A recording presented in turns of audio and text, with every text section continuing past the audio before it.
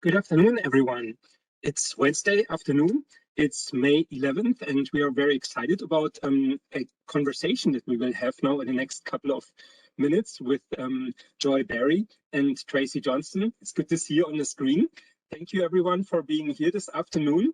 It's a crazy week. We have the finals here on the campus. Also, there's a big fashion show happening this afternoon. Also, so I'm excited about the event, and I just want to briefly say also that Joy Barry is a first-year artistry and museum professions student, but has already curated a great number of exhibitions, has succeeded in all ways here at FIT possible, and even got a grant from the FIT collective, Diversity Collective, which allowed her to invite artists and to pursue Black Futures, sponsored by FIT. Joy, I'm leaving it to you. Thank you so very much for bringing us together this afternoon. Yes, thank you so much for joining. I'm super excited about our conversation today with the Traci Johnson. If well, you can introduce yourself, Traci. Can you tell us a little bit about yourself and how you establish your style as an artist, a little bit about your work and all of that as a whole? Tracy, I'm an abstract textile artist. I make soft sculptures, rugs, paintings, kind of just like all of the above. Um, for me, like, I think I kind of just discovered that I really loved like very vibrant colors, very like soft materials, and kind of gravitated toward that in college actually. And after we were kind of like in the pandemic and at home, I kind of just gravitated towards like materials that I've seen like on Instagram, and kind of just like started making rugs. And for me, like that's my like joy of like painting with like yarn and things like that. So yeah, it kind of just like grew out of that. Awesome. And of course, Traci's been I'm going to brag on you a little bit. Traci has been in so many different art fairs lately and galleries, and it's just been amazing to see your career just like taking off. And like I'm like, if I can show up for Traci, then I'm there. Like I'm just so like in love with your work in general. And I guess we can go ahead and get into just kind of talking about some of the exhibitions that you've been doing. Um, so for this slide in particular, we have your show Safe Haven that you did at the Sweet Lorraine Gallery in Brooklyn. If you can tell us a little bit about the piece on the right, as well as your vision for the show and just kind of the preparations that you had to make for this show. Actually did this show last year in March. I was also like still in school too, so like I was like doing schoolwork and I was like getting prepared for the show. And at first, like I kind of just wanted to create a space just where we were safe and I was comfortable at. And I just felt like a lot of people kind of needed that, especially like just us being at home and seeing like all this like tragedy. And for me, like I found comfort in just like creating and just kind of taking my mind towards that goal. So the pieces that you see like on the right are actually a part of like a bigger piece, the sculptures. And that sculpture is called like Freeform Freedom. And I kind of just gravitated to materials that I think I had in my studio already, and kind of like took up different, I guess, soft material crafts. So I hand sewed like all of the sculptures, I hand wrapped them, I hand crocheted them. So just like things that were like a little bit more meticulous were kind of like a therapy for me, like during this time. And I even got like my family and my friends to like help me on this project as well, like sewing and crocheting. And I think like for them that was also like therapeutic to just kind of find a time and a space to just concentrate on making something like really beautiful.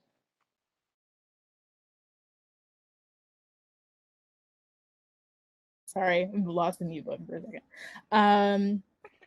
Beautiful. So, and was this one of your first like big installations as well? Because like I remember like everyone was making a huge deal, like, oh my god, Traci got a thing, and like it was a big kind of talk of the school at that point. Did I guess, yeah, this really was like my first big install, but I did the show Rerooted like at FIT, and that was really like kind of like my first like installation, and where I kind of like fell in love that like, oh, I can do like installation pieces, and I kind of really just love like transforming the space. So that kind of like really got me going and got me seeing that like, okay, so you have to have this amount of like pieces, or like you have to have like some 2D, some 3D.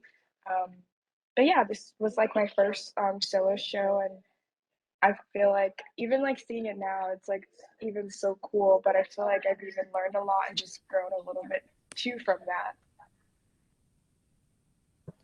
Very nice, very nice, and big on the growth. You've grown so much. Um, and go to my next slide here. So I wanted to ask, because this was the first show that I went to of yours that was like one of your first like bigger shows at Artport Kingston. It was a really great day with you and Austin. What were your favorite parts of the process of the show and showing at Artport Kingston? Getting there and seeing the way that they actually displayed the piece, because I hadn't displayed the piece like this before. And so that kind of like gave me a very different outlook on how all of the forms kind of work together in this space. And also just like seeing like other artists, there were other artists there from like New York. I met artists and I'm like, this is so cool that I'm meeting artists that are in the city, but I'm meeting them totally upstate. And it was just like a really great experience to see that you don't only like have to show your work in, I guess, traditional galleries. Like I think this is like an old boathouse, and it just kind of seemed like it had so much like culture, and it was just giving really positive energy, just like being in the space and ding of my yeah, it was that was like a really great show. Very nice. And I just love the way that this was displayed, and especially the light that was coming in through someone else's other installation right here. It just made the colors, really pop, and it just got such good light. So I think, this is like one of my favorite displays of this sculpture. Um, let's see. So there is a lot of work at the Affordable Art Fair. There is a lot of pieces that I hadn't seen before, and I remember you saying that it was a lot to get a lot of these pieces done. So what was it like preparing for the fair, and did you feel like you had to create like a lot of pieces because this was, what was it, your first fair that you did? Even though there's like a lot of fairs in New York, it was your first fair. So how was that? This experience I really loved. I was like a part of the Young Talent exhibiting for this year in spring, and they let me actually like take over the whole lobby like with my pieces and install it. Like it was really easy going. Like I didn't have like any restrictions. They were just like, here, we love your work. Just come through and like throw your art on the walls. And I was like, great. It was just really, really happy. Um, I did spend like maybe like 3, 4 weeks kind of like getting everything together, just because I feel like every month I've just been like doing something. So I just wanted to make sure I had like insane amount of work to cover the lobby, because that was like a huge space, and everything like really just kind of like worked out. Like people piece when they walked in, and then when they came back out they were like, oh my god, this is here. And I'm like, yeah, just like get off your phones for a little bit and see that this is space is transformed. But once people like saw it, they fell in love with it. They loved all the plushy material. They loved the rugs, and I think it was just kind of like a new outlook of people seeing displayed this way. It's all kinds of art, and so I think this kind of just like maybe took the pressure off of people and just kind of like forced.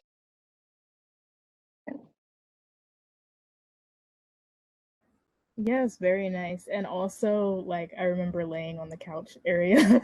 I probably shouldn't have done that, but I remember laying on the couch area, and that made me also think about with your art. Um, I remember something that you said to me when we first met, and it was something along the lines of like, good art stimulates your five senses. And the thing that I love about your art is the fact that it does have that sense of like touch, if when you allow people to touch your art, that is. But it's like Definitely it's like touching it. Um, yeah. we're definitely touching it, but I just learned that people are not so like fragile with these pieces, and I had to remind people like at the end of the day, these are.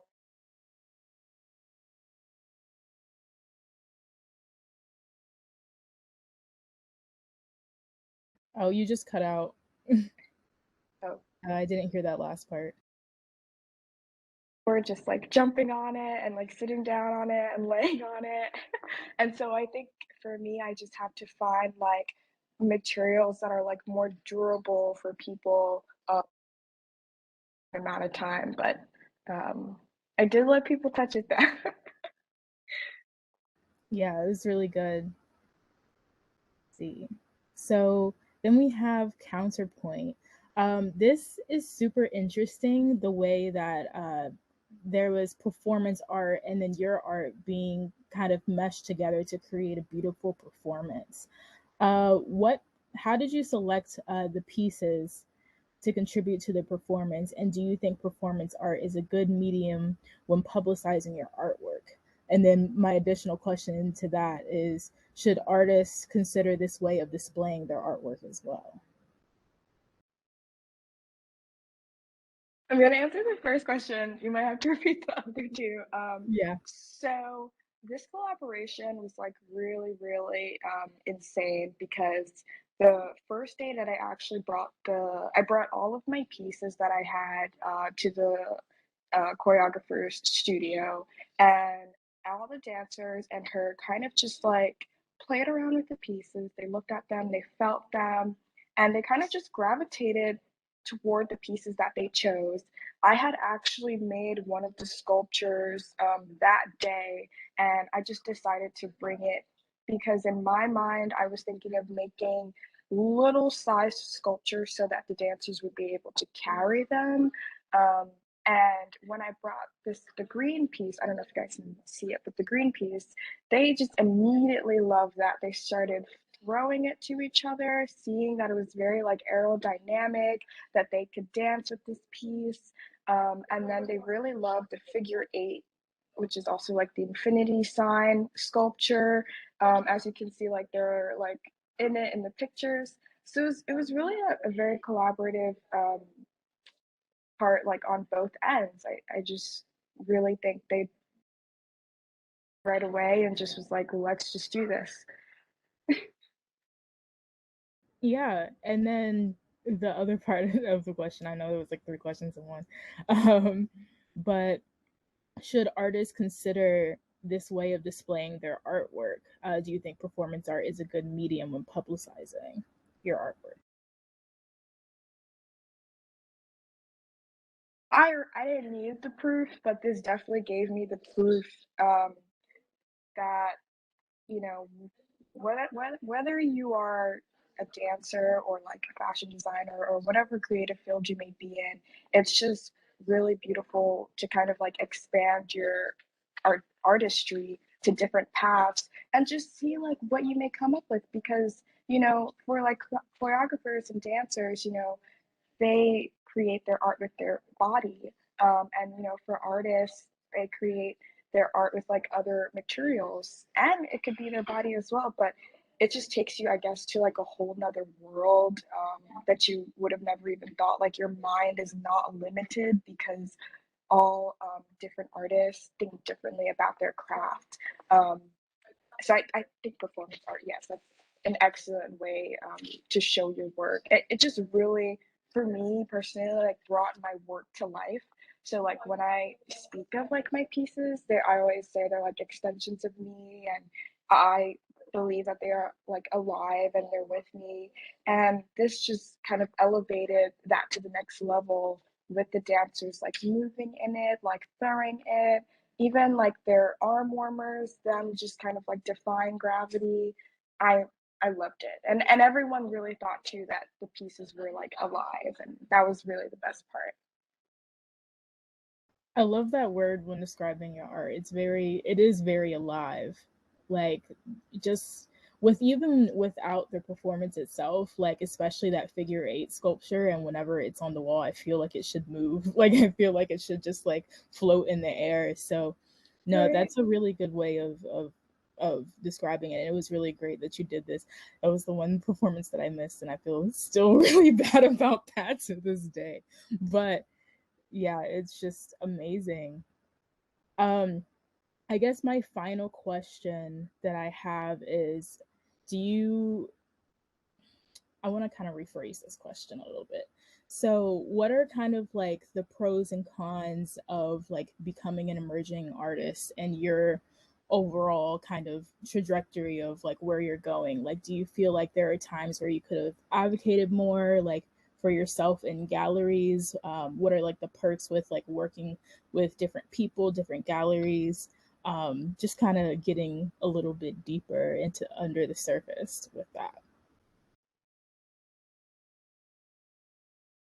Be in these places or opportunities, and a lot of people are like, "Wow, you look like so young. Like, how old are you?" Like that's the first thing I'll say, and I'm like, "Yeah, like I just graduated. Like I'm 23. Like I'm really just like trying to do like what I went to school for, and when you graduate, you kind of like everyone expects you to like do what you went to school for, do what you do, and that's all that I'm trying to do. And I'm always grateful for all the opportunities that I get. Um, and it's been kind of like a really just wild ride, just getting to meet new people, getting to see how like maybe someone will install my work or how I'll install my work, and just also just meeting like older artists who have like been in this industry, for longer maybe than I've even been alive, and just like seeing that I'm kind of like being kind of like given with open arms, to the I think the art industry is really crazy to navigate because there's just so many people that have been doing this for a really long time, and maybe people want to keep continue doing these things in a more traditional, like with the younger generation. It's now more than ever, it's easier to let people see your work, and it's easier to be accessed to because of like social media, and I think that really helps. um, just like this generation a lot of people find me through social media. Then I'll get like stopped on the street sometimes, people are like, oh my gosh, you make rugs. Like that's I'll meet people, and that's like the first thing that they'll say. It's like, wow, I've seen your work before, you make rugs. And so I'm like, that's like really great that people are able to kind of like recognize me and recognize what I make. Then at the end of the day, I think I'm really just um trying to see like where this like path takes me, and I'm here for the ride, and I'm here to learn. And I think that's also just really important to express to people when you like are working with them, is to be yourself and to be chill, and just to be like, listen, I'm here to understand, to learn, because eventually, in a few years, like we will be the people that are taking over this industry. And you know from your elders. So yeah. Yeah, exactly. And it's really important to think about being receptive, especially in this industry on all facets. Whether you're on you whenever I can speak, whenever you're the artist, if you are on the more administrative side, you have to be receptive because you may know something that the other person doesn't, and the other person probably 100% of the time knows something that you don't know. So it's really important to say. um I guess that's all the questions that I have. If the audience has any questions themselves, they can leave it in chat or raise hand. Yes, Alex. Sure. So first, thank you for sharing your beautiful work also, Traci. So, it's always good to see it even on the screen, but it's better to see it in person, obviously. So, I have a question actually. Who's deciding on the title? It's also because when you create your work also, you have also titles that, yeah, I think are telling.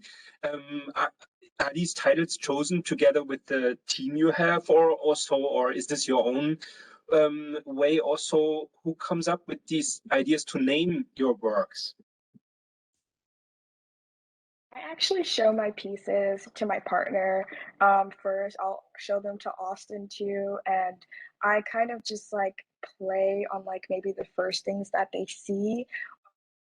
The names also come from like music that I really love or that I'm maybe listening to in the moment, and I'm like, this energy I just put into the work. And so it comes from both of them. I really love to see first what people see when they look at my pieces, and so that kind of like informs like maybe what I may name it. But it's always just like this is exactly the name for it, and so I'll even like rename it 3 or 4 times too. But um, yeah, everyone definitely like helps me out when naming my pieces. Mm, sure. And can you tell about a few upcoming shows, maybe also where you are, where we can see your work?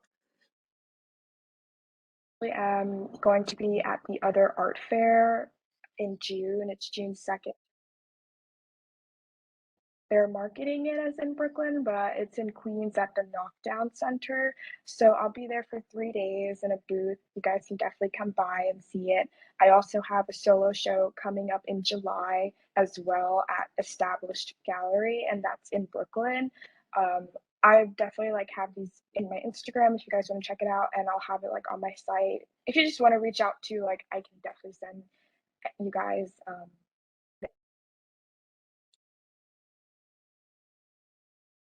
Thank you. Mhm. Sorry, I was trying to find all the stuff. Go ahead, Austin. Hi. Thank you so much. The images are beyond beautiful, Traci. Really, they're like beyond. They're so, I've seen a lot of those installations. I was at that dance. But the images are so good. So that says a lot about, I don't know, the staying power of your work. Your work definitely has this staying power.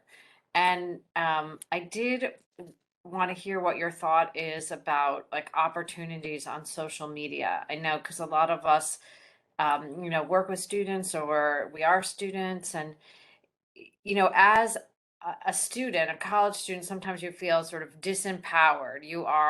You want to make work, but you feel disempowered. And I just want to know, like, it seems sort of you navigated that, Traci, to self-empower. And it was, I don't know, I'm watching everybody install their work for the GSE right now. And, it's intense. And, how do you, or what do you suggest for like, empowerment? I don't know. Help me. I I definitely have gotten a lot of opportunities, like just thanks to like my peers around me. I think honestly, even just going to college at FIT, I was just like so thankful that I've met so many different creatives and just like friends that wanted to support my work and wanted to like help me. And so for me as well, whenever I do see like any opportunities, I'll like send it to my friends if it's something that they might be interested in. And it's kind of like vice versa. Like people will just like even you, Austin, like will just say like, oh, like I know this like young artist and like this is their work. And it's like really just a little thing like that that will help someone, get an opportunity or help get their name somewhere. It's just like by networking, like word of mouth. Also, like I'm always like on the internet, like scounging for like opportunities. Once I learned of like NIFA and like cafe, and I'm like, there's so many opportunities like on here. Even if you get like any rejections, just know that like people did see your work, and that's something like people just might remember you for something else. Like, so yeah, it's even like living in New York as well. I think like has posed like a really great like opportunity just being even like when we like go gallery hopping sometimes I'll like tell people and make rugs too and I'll like show them my work. Like it's so easy to like advocate for yourself as well and to be proud of like who you are, and people like gravitate toward that confidence as well. And so yeah. Exactly I have that. a question. Oh yeah, no, Sorry. go ahead, go ahead. I want to ask, like, what inspires you on a daily basis to keep creating art? Hi, I, Jessica. I am just like really inspired by the people around me. And for me personally, I just want to be able to get to the point, where I can sustain myself and I can actually just like create pieces and people are just like, oh my gosh, buy it. Like I really just, want to get to that space where I don't have to worry about like financial like means.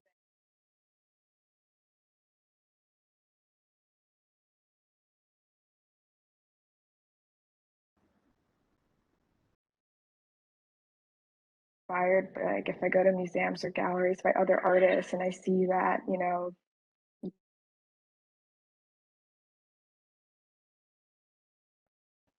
You're and cutting out again, unfortunately.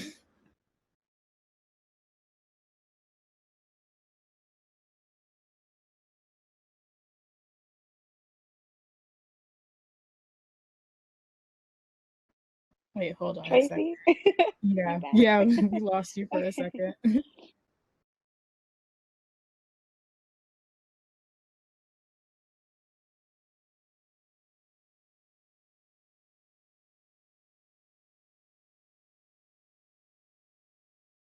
We'll just give it a second.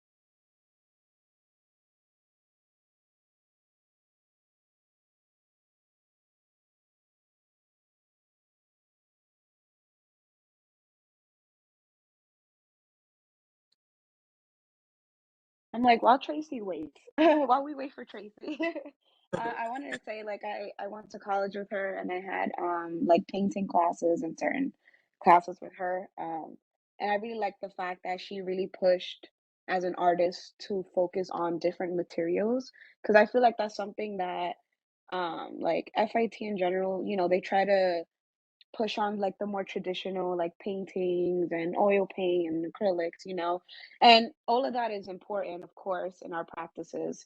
um but I feel like we live in a era where any piece of object, like even garbage, can be transformed into art. And I feel like what she's doing here is very inspiring.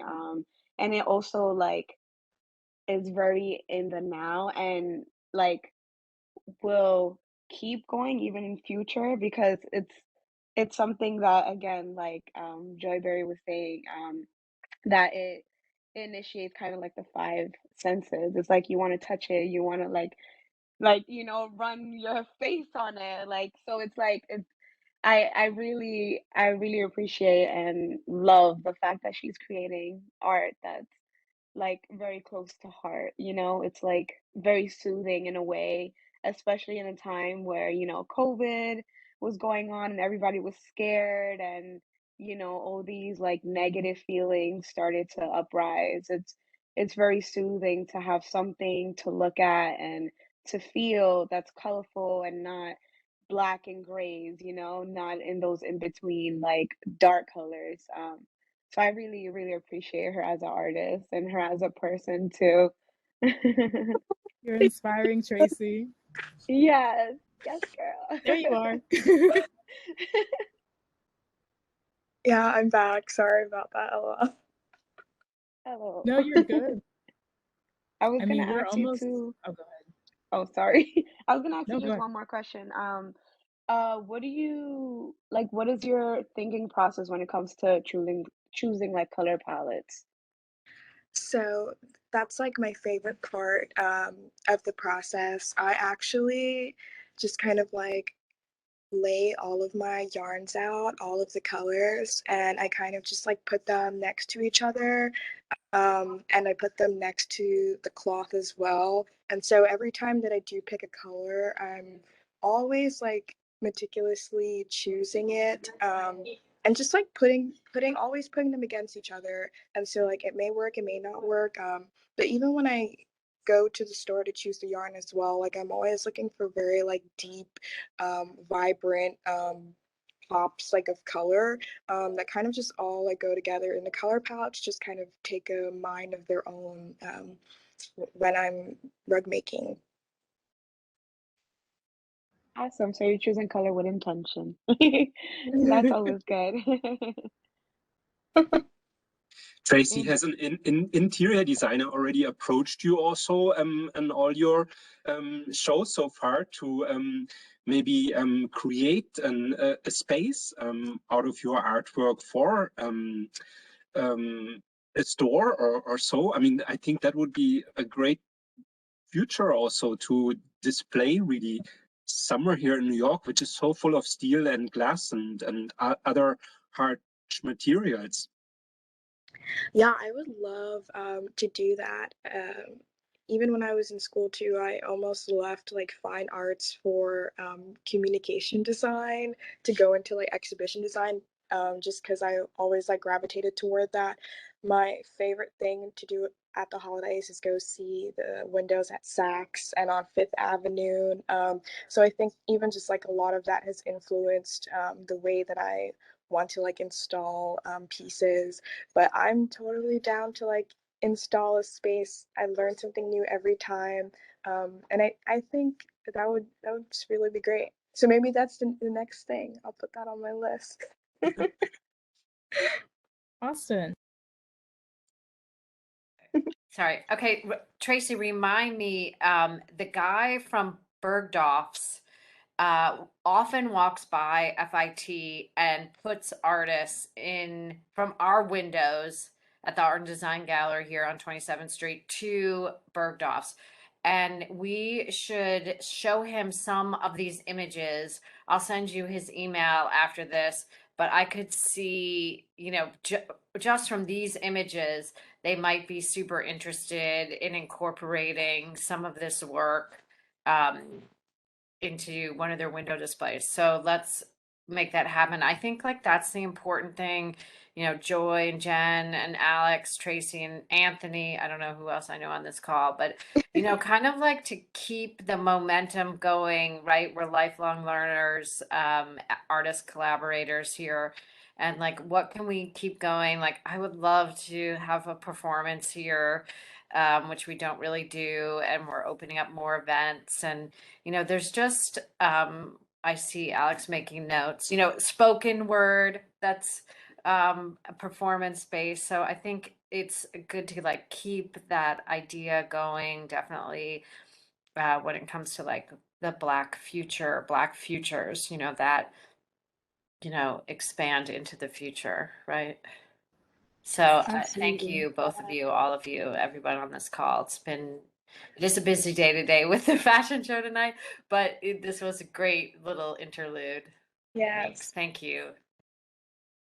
Yes, I will send you the presentation, like this presentation from today, Austin. So you can have the images, and Traci also. Oh yeah, I just sent it to you, but still, I'll send it again if you need it. Thank you. So yeah. Yeah, thank you everyone for joining us. This has been, like Austin said, just a nice refresher in a kind of chaotic day. So yeah, thank you so much. All right, bye everyone. Bye, guys. Thank you.